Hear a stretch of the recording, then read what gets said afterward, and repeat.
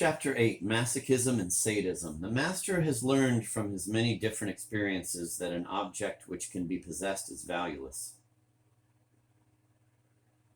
So in the future, he will be interested only in objects which are forbidden him by an implacable mediator. The master seeks an insurmountable obstacle, and he almost always succeeds in finding one.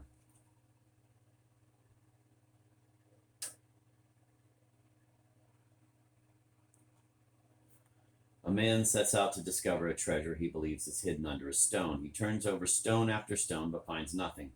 He grows tired of such a futile undertaking, but the treasure is too precious for him to give up. So he begins to look for a stone which is too heavy to lift. He places all his hopes in that stone, and he will waste all his remaining strength on it.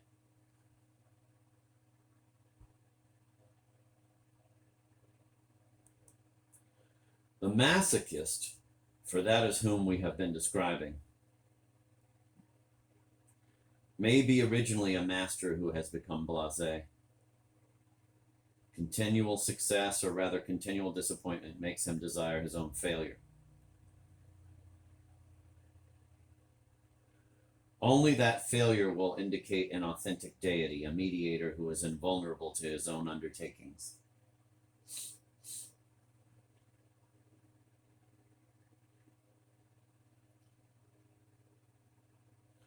As we know, metaphysical desire always ends in enslavement, failure, and shame. If these consequences are too long delayed, the subject's bizarre logic will force him to hasten their arrival. The masochist hastens the course of his own destiny and gathers into one single moment the various phases of the metaphysical process which until now have been separated. In the course of ordinary desire, the obstruction was a result of imitation.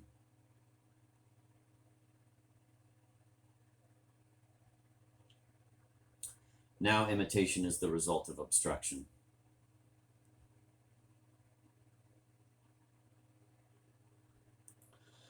Enslavement leads to masochism even more directly than mastery. The victim of internal mediation always sees, we may recall, a hostile intention in the mechanical obstacle which the desire of the mediator places in his path. The victim is loud in his indignation, but at heart he believes he deserves the punishment inflicted on him. The mediator's hostility always seems somewhat legitimate, since by very definition the victim feels inferior to the person whose desire he copies. Thus, contempt and obstruction only redouble desire because they confirm the superiority of the mediator.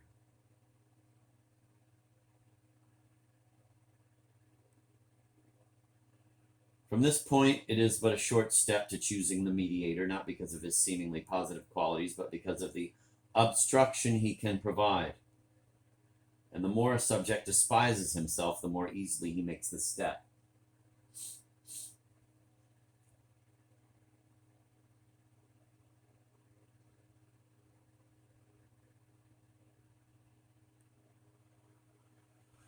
Even in ordinary desire, there was no act of the subject which did not eventually work against him, yet he remained unaware of any connection between his misfortunes and his desire. The masochist perceives the necessary relation between unhappiness and metaphysical desire.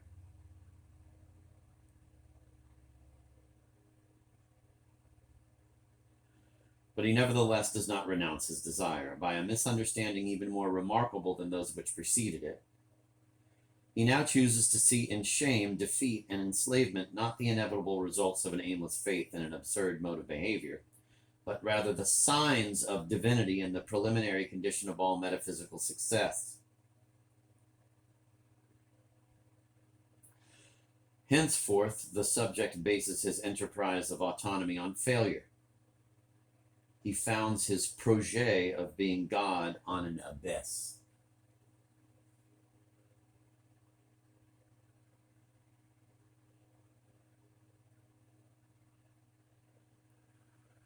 Dérougement in Love in the Western World recognizes that every passion feeds on the obstacles placed in its way and dies in their absence.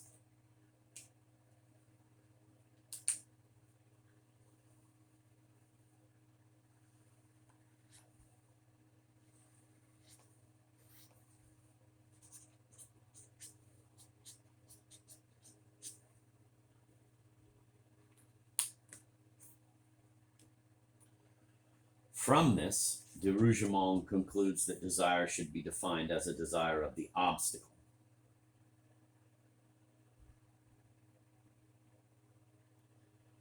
The observations in love in the Western world are remarkable, but the explanatory synthesis at this stage seems inadequate.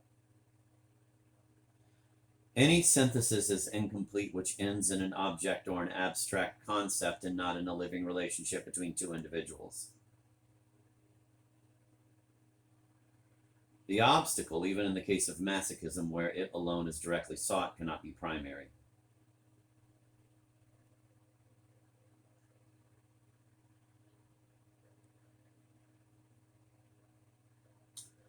The quest for the mediator has ceased to be immediate, but it is this quest which is being pursued through the intermediary of the obstacle.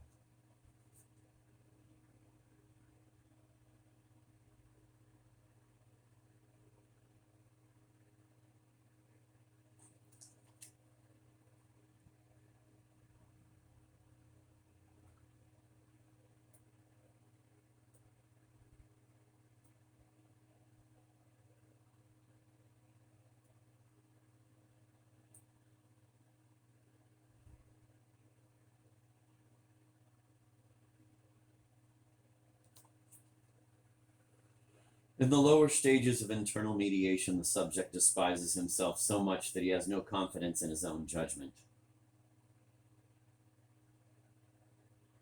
He believes he is infinitely far from the supreme good he is pursuing. He cannot believe that the influence of that good can reach as far as himself. He is thus not sure he can distinguish the mediator from ordinary men. There is only one thing whose value the masochist thinks himself capable of judging: himself, and his value is nil. The masochist will judge other men according to their perceptiveness with regard to himself. He will reject those who feel tenderness and affection for him, whereas he turns eagerly to those who show, by their contempt for him, real or apparent, that they do not belong, like him, to the race of the accursed. We are masochists when we no longer choose our mediator because of the admiration which he inspires in us, but because of the disgust we seem to inspire in him.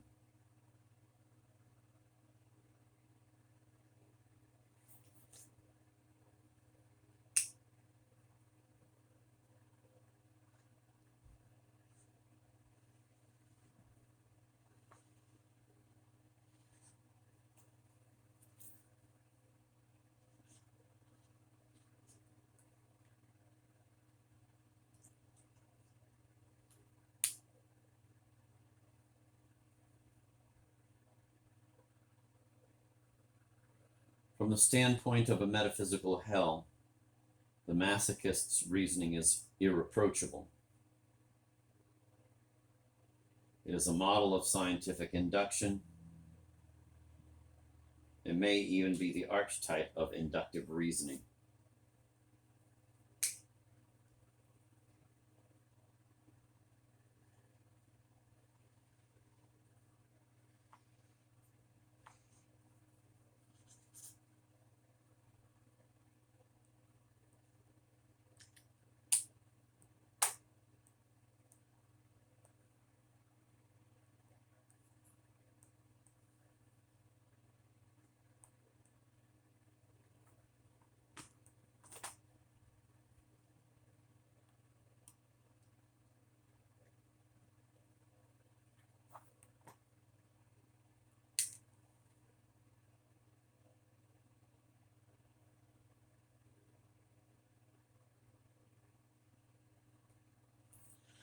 We have already seen in Chapter 2 examples of masochism in which humiliation, impotence, and shame, i.e. the obstacle, determine the choice of mediator.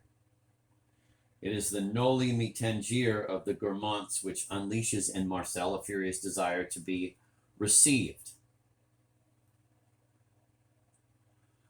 It is the same process in the case of the underground man and that of Zverkov's buddies. In the episode of the officer, there is, in the most literal sense of the word, an obstacle. The underground man is actually forced off the sidewalk by the officer's insolence. In every case, in the works of the novelists of internal mediation, we can confirm the accuracy of de Rougemont's observations. Quote, "The most serious obstruction is thus the one preferred above all. It is the one most suited to intensifying passion," end of quote. The description is correct, but we should add that the most impassable obstacle has this value only because it indicates the presence of the most divine mediator.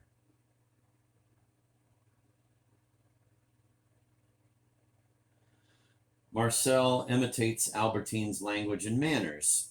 He even adopts her tastes.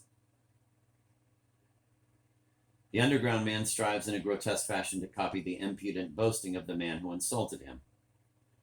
Isolde would be less attractive if she were not the promised wife of the king, for it is to royalty in the most absolute sense of the word that Tristan aspires. The mediator remains hidden because the myth of Tristan is one of the first romantic poems. The great novelists, on the other hand, in their revelation of the completely imitative existence of the passionate being, illuminate the darkest depths of the Western soul.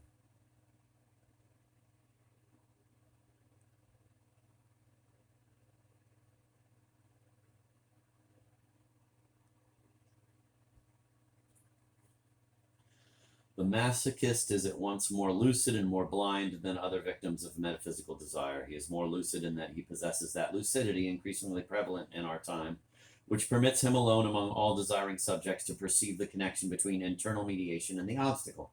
He is more blind because, instead of following out the implications of this awareness to their necessary conclusion, instead of giving up misdirected transcendency, he tries paradoxically to satisfy his desire by rushing toward the obstacle, thus making his destiny one of misery and failure.